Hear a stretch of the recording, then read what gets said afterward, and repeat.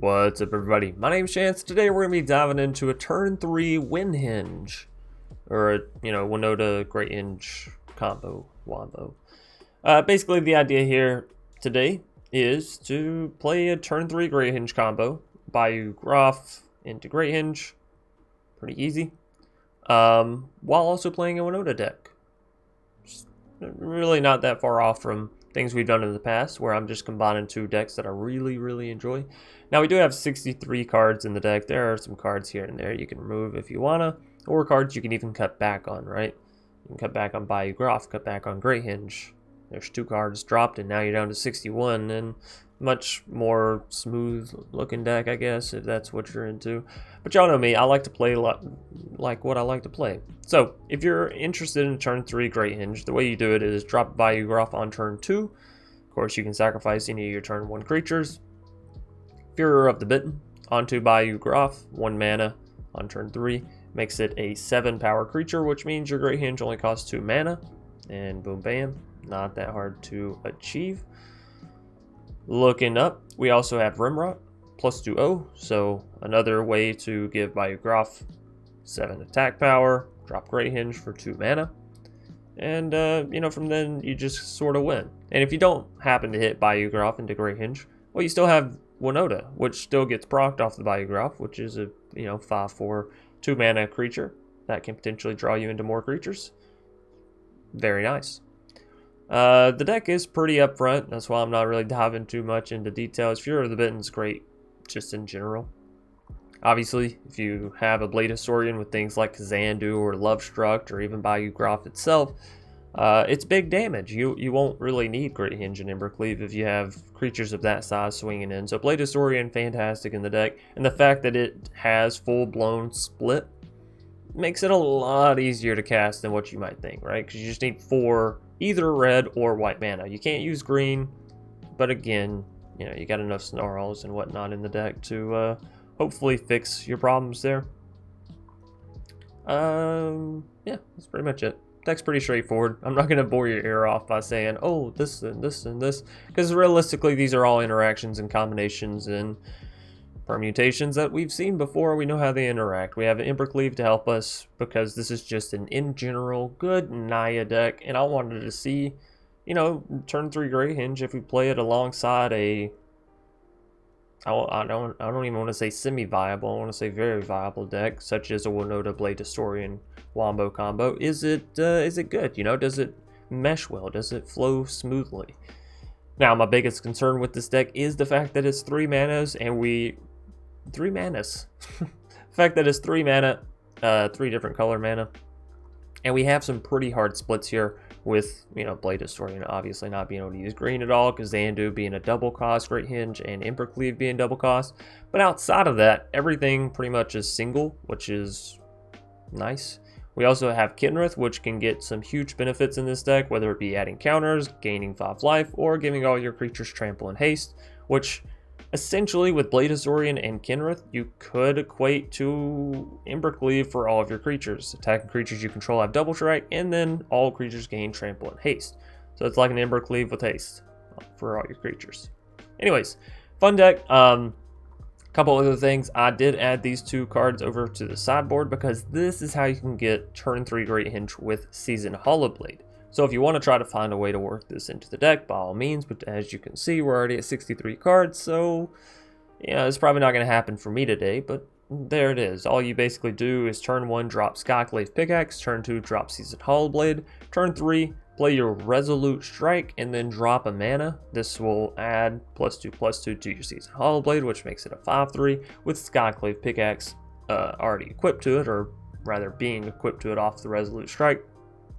You play a land down, which obviously adds +2/+2 additional stats to Seasoned Hollowblade, and then you have a 7 power creature. Again, turn 3, you can drop the Great Hinge. So that's pretty much going to be it. We're just trying some kooky shenanigans today, and hopefully it works out. Thanks everybody for watching. If you've enjoyed this video so far, or if you enjoy the shenanery that's to come, be sure to leave a like, comment down below what your favorite part of the deck is, and subscribe for more awesome content from yours truly. Without further ado, let's go see what the Hinge do. That's not my best outro for the intro, but yeah, it'll work. Alrighty, Senorita Deli. We'll keep. We got the Fire Blade into maybe a little Seasoned Hollow Blade. Whole lot of blades here, but this isn't actually a blade, which is a little confusing. Ooh, Clarion. Carry on, Clarion. Get it? Yeah, Clarion. Let's get him. Attack. Attacketh the enemy. Ba, ba, ba, ba, ba, ba, ba, ba. Ba, ba, ba, ba, ba, ba. So they still can't really defend here because, you know, I got the lineup. Do I want to go ahead and get down green mana? I think so.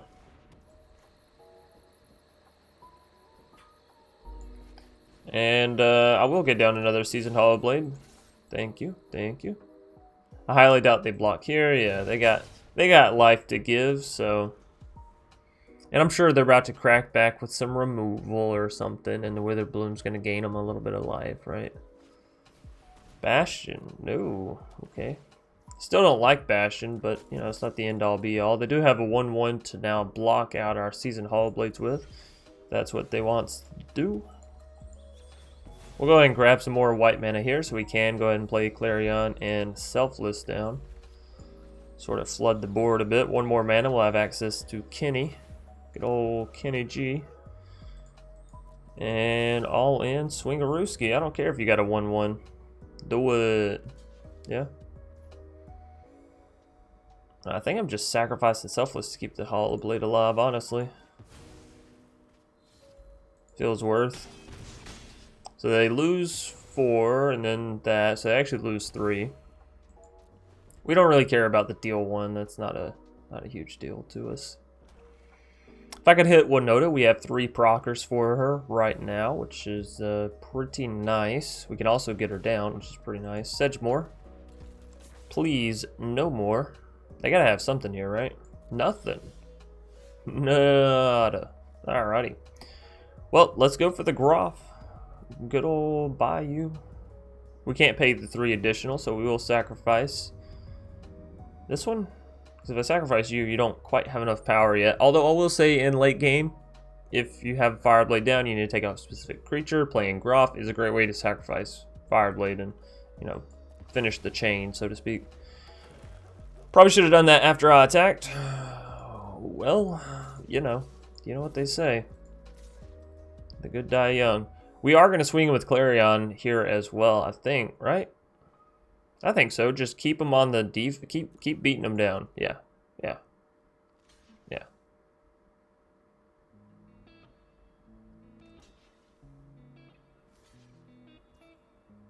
Am I discarding Kenny to keep the season alive? Honestly, I think so.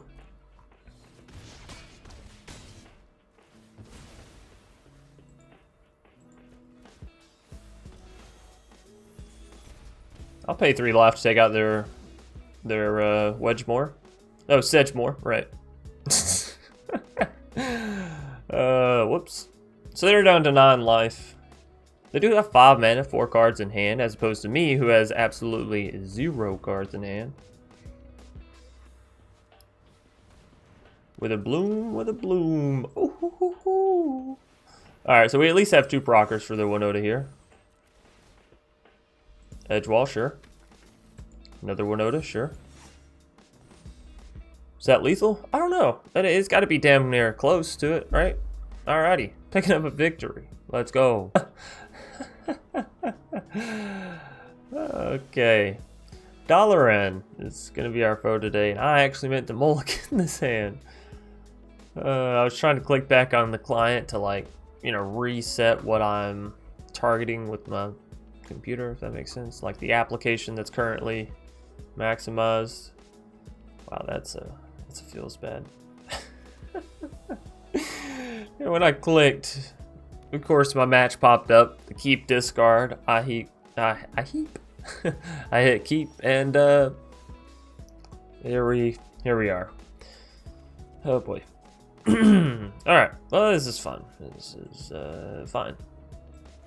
I can go ahead and get down to Rimrock. Not that I love it. You know, I don't have any green mana. Oh, no chance. Rakdos Sacrifice, one of my favorite archetypes to play against. Y'all know that. It's just absolutely freaking fracking lovely. We did manage to hit some green mana though, so hallelujah, let's go. Party, party, party, party.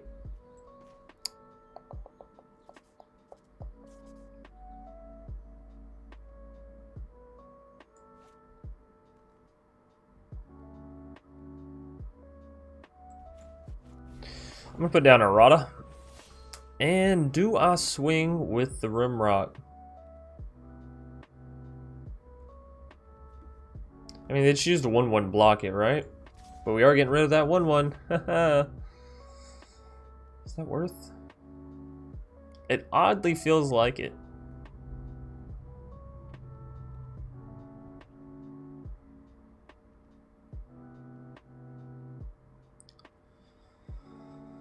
Oh, well, maybe we'll wait. If I hit that Blade Historian sometime soon, Rimrock, it becomes a lot more powerful. Ooh, a Witch's Oven deck. I haven't seen one of these in a hot minute. Oh, I need... Alright, this is fine. This is alright.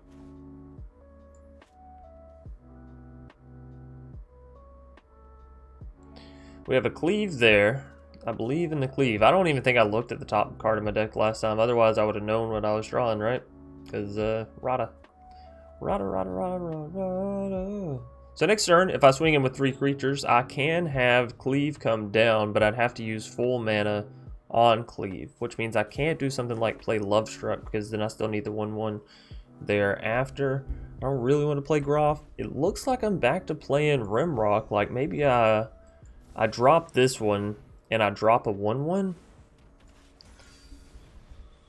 That'll allow us to play Cleave on the next turn. Actually, it'll allow us to play Cleave for 2 on the next turn. So that's, yeah, it's kind of nice. I want to just swing, but I don't know if I can. I know you can swing for sure. But if I lose a creature, well, if I lose a creature, it's not bad. It's the point of losing 2. Like if I swing with Rimrock, Careless Celebrant takes out the other Rimrock, right? If I swing with Rada, Careless Celebrant probably takes out, I don't know. You know what? We got a good play set up for next turn. Let's just hold our horses. Just because we're playing an aggro-ish deck doesn't mean we have to, you know, go balls to the wall every single turn. Now, if I can hit a land underneath that Ember Cleave, oh, that would make my day. Okay. Well, luckily, there's nothing attached to that creature. So if I block here, they do take out my other creature. It's just as a pain. Let's go no blocks. They're going to sacrifice our Rada. Rada. But, you know, it's whatever.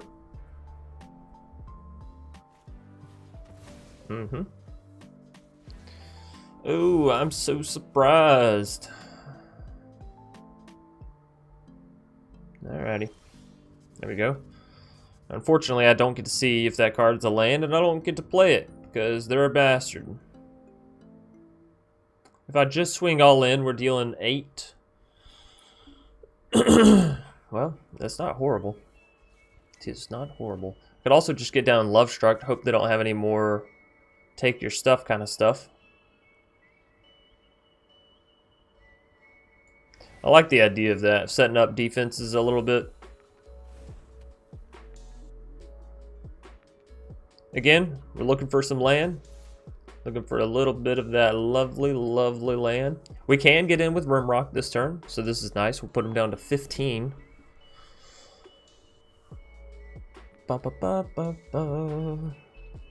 Yeah, just, you know, more than 3 land would be nice, honestly.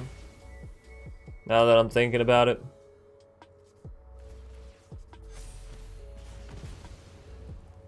Seems a little strange, but I get it. Seems a little strange, though.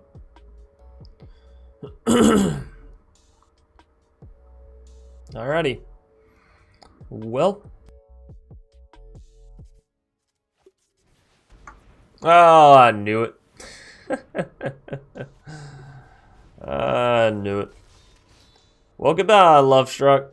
Unfortunately, the opponent's just gonna drop everything that takes all my creatures. I love playing Magic. You like playing Magic?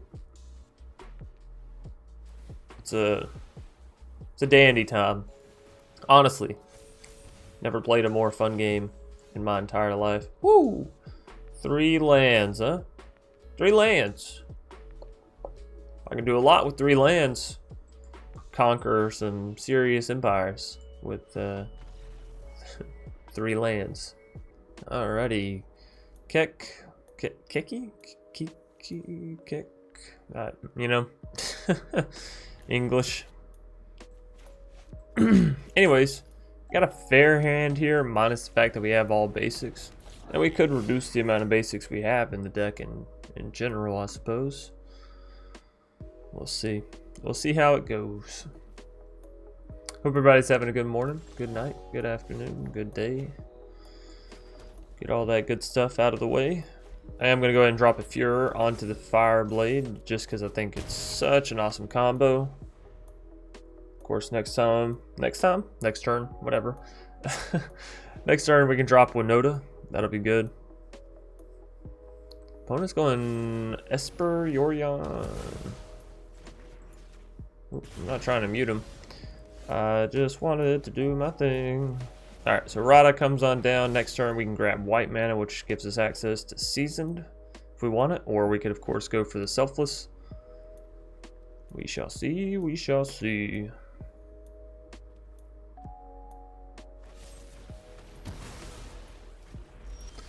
You're an awfully good Magic player. You are awfully swell, my senor or senorita. Alrighty. No, I mean, just like the level of complexity. Alright, show me the money. You're Esper, so if you don't have more than 2 removal, what are you doing? Is Esper Doom Foretold? You're just disgusting. That's like several years old. It's not even. Ah, come on, game. What you doing to me?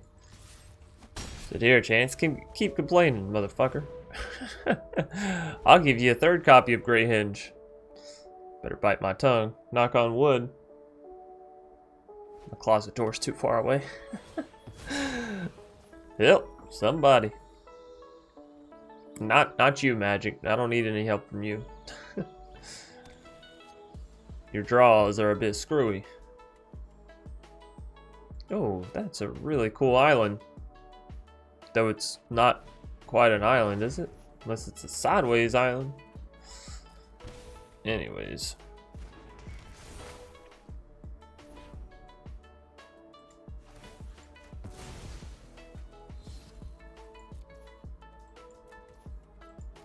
Alright, well, I got rid of my my little Selfless.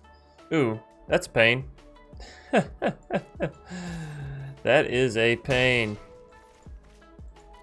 Whatever. We've only drawn basics this game, right? Oh, no, we did hit Fabled. That's right, alright. I was gonna say, oh man, this is just rough. Just rough. Alright.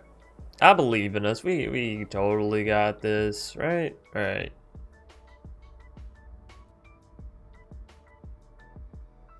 What, an Esper player with 6 mana? Psh. Huh. Huh.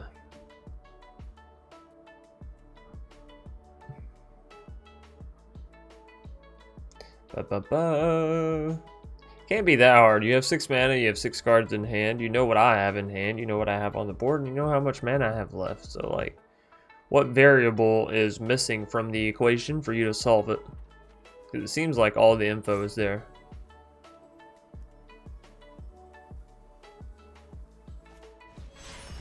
Hey, there we go. I knew you had it in you. Alright, so Yorion's going to bounce the Elspeth's Nightmare as well as that Treacherous Blessing. Give them a little bit of card draw. Little bitty teeny tiny card draw. We're probably tossing the Hinge to keep the Hollow Blade alive here.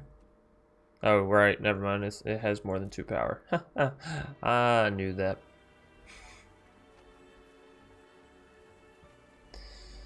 Alright. Okay. Go now, go. Ah, I had to discard. Hey, Love Struck. Love Struck gets us closer to Great Henge. Not necessarily there. Not necessarily where we want to be. But it's something. It is something.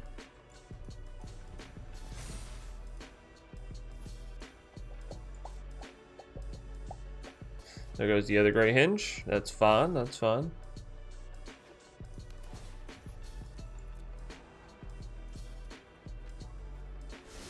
This is also probably a good case in point of what worst case scenario could be. We did double draw a Great Henge. We drew only basics minus Fabled, which of course we needed to use to get the season down. It feels a little rough. Oh no. Alright. We're probably gonna concede it. We just don't have the mana or anything really capable of dealing with this foe.